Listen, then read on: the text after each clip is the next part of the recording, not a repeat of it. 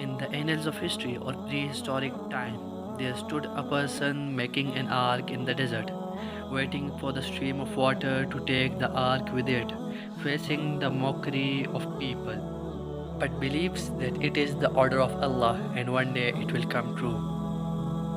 Welcome back to Spiritual Journey. Subscribe for more videos like this. This all started from the time when the Prophet Idris left this world. Since then, there was no guide for the people. The people followed the righteous and pious companions of Prophet Idris. Time came when these companions also passed away.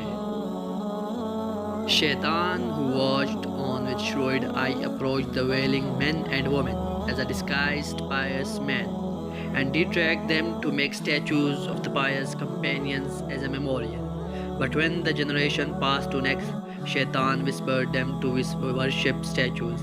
Thus, idolatry took root in the heart of man.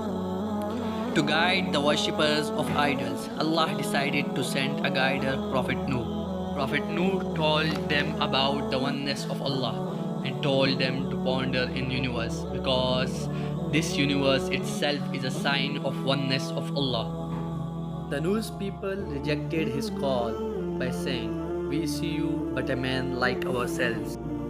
Prophet Nuh replied them that he was certainly a human, and if the earth was occupied by the angels, so Allah would have sent an angel as a messenger towards them. Once, wealthy masters of the city came to Prophet Nuh and said, "If you want us to believe in you, then dismiss your believers. They are meek and poor, while we are elite and rich. No faith can include us both."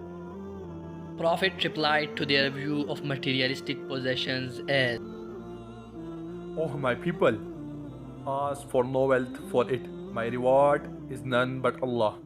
I am not going to drive away those who have believed. Surely they are going to meet their Lord, but I see that you are ignorant people. O my people, who will help me against Allah if I drove them away? Will you not then give a thought? And I do not say to you that with me are treasures of Allah, nor that I know the unseen, nor do I say that I am angel. And I do not say of those whom your eyes look down upon, that Allah will not bestow any good on them. Allah knows what is in their inner selves. In that case, I should indeed be one of the wrongdoers." One day the idolaters replied, "Verily, we see you in plain error." Nuh patiently replied, O my people, there is no error in me, but I am a messenger from the Lord of the worlds. I convey unto you the messages of my Lord, and give sincere advice to you, and I know from Allah what you know not. Despite the continuous mockery and rejection, Prophet Nuh was persistent in calling his people for 950 years, but every generation rejected as their fathers did. Prophet Noah was very upset for his people and feared a terrible punishment for them, but he was left no choice.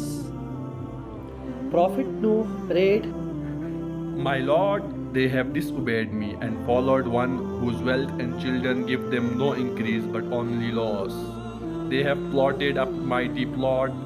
They have said, You shall not leave your gods, nor shall you leave Wad, Suwa, Yahuz, Ya'uk, nor Nasr, names of idols. Indeed, they led many astray. O Allah, grant no increase to the disbelievers. Allah replied and revealed to him that no other man from his people would enter Islam thereafter. Sad and frustrated, Nuh replied, My Lord, leave not one of the disbelievers on the earth. If you leave them, they will mislead your slaves, and they will beget none but wicked disbelievers. In acceptance of prayer, Allah ordered Noah, as mentioned in Quran, and construct an ark under our eyes and with our inspiration and address, me not on behalf of those who did wrong. Outside the city limits, away from the sea, Prophet began to build the ark through the day and night with support and guidance of angels. The people mocked on the Prophet Noah and said, Oh no, does carpentry appeal you more than prophethood? Why are you building an ark so far from the sea? Are you going to drag it to the water, or is the wind going to take it for you? Prophet Noah replied, You will come to know who will be put to shame and suffering. And when the time came, Noah asked the believers to get on board. Along with believers, Noah also took with him pairs of animals, birds, and insects. The people again mocked and said, Noah must have gone out of his head. What is he going to do with the animals? Soon after, the rain started heavily from the angry sky, and water began to rise from every crack of earth. Amongst the disbelievers was the Prophet Noah's wife and son. His son said, I will climb the mountains, it will save me. But before long, his son was engulfed by the angry waves and never to be seen again. When every disbeliever had perished, Allah ordered the sky and earth, O earth, swallow up your water, and O sky, withhold your rain. The skies immediately cleared, and the sun shone brightly on the land, and the Noah's Ark peacefully landed on the Mount Jodi. Join us in the next session as we explore another fascinating tale from the pages of history. Remember to like, subscribe, and share this video to spread wisdom and lessons embedded within these timeless stories.